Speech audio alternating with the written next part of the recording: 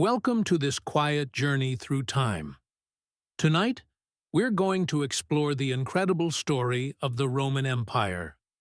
From a small group of shepherds on the banks of the Tiber River to one of the most powerful empires the world has ever seen. So, sit back, relax, and let the sound of the fire carry you through history.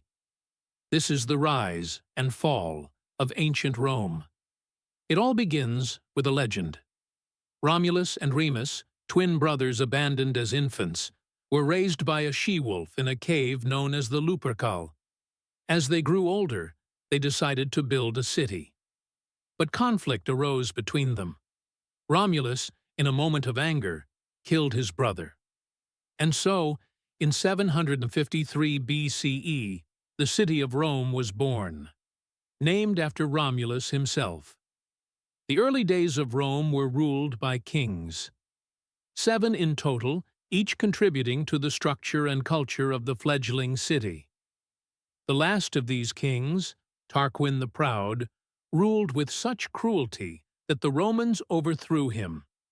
In his place, they established a new system of government, a republic. The Roman Republic was unlike anything seen before. Instead of a king, Rome was governed by elected officials known as consuls. A senate of patricians, Rome's noble class, advised them. The Republic valued checks and balances, and laws were codified in the 12 tables, posted in the Forum for all to see. But the Republic wasn't peaceful. Rome constantly fought wars to expand its territory. Over time, it came to dominate the Italian peninsula. One of Rome's most dangerous enemies came from the other side of the Mediterranean, Carthage. The Punic Wars were a series of 3 brutal conflicts between Rome and Carthage.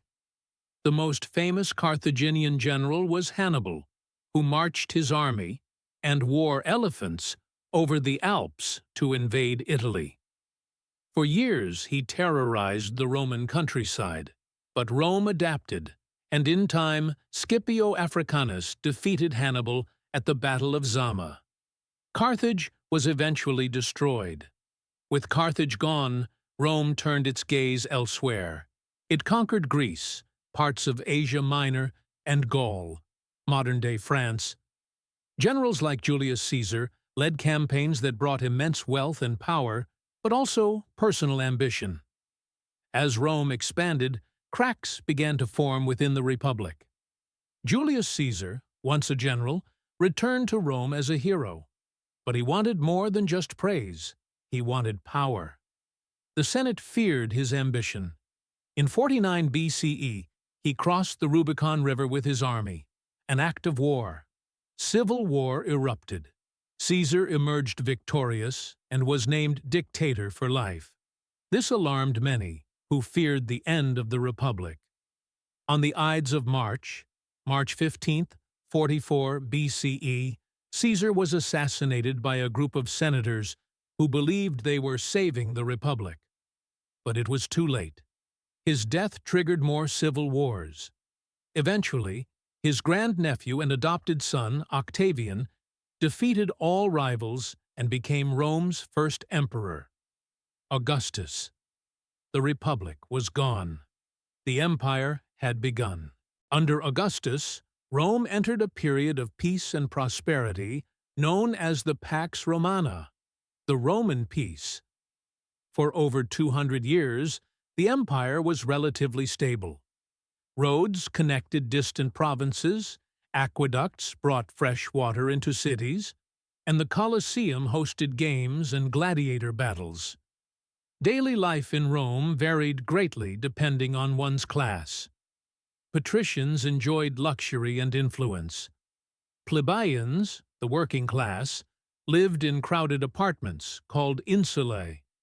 Slaves made up a large portion of the population, performing labor in households, farms, and mines. Despite the inequality, Roman citizens enjoyed public baths, temples, and lively marketplaces. Rome was also known for its engineering. The Romans built with concrete and created architectural marvels like the Pantheon.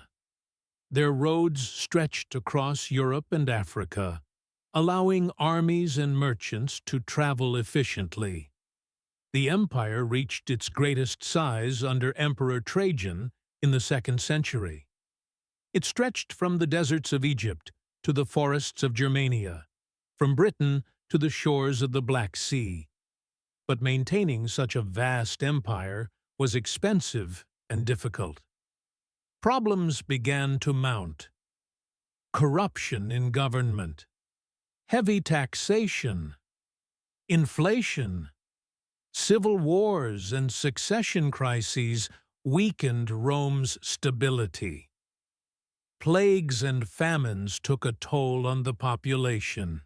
The rise of Christianity also brought change.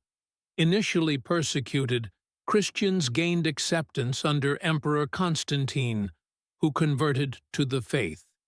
He moved the capital to Byzantium, later called Constantinople. The division between the Western and Eastern Roman empires would become permanent. Invasions from Germanic tribes, including the Visigoths and Vandals, put immense pressure on the Western Empire.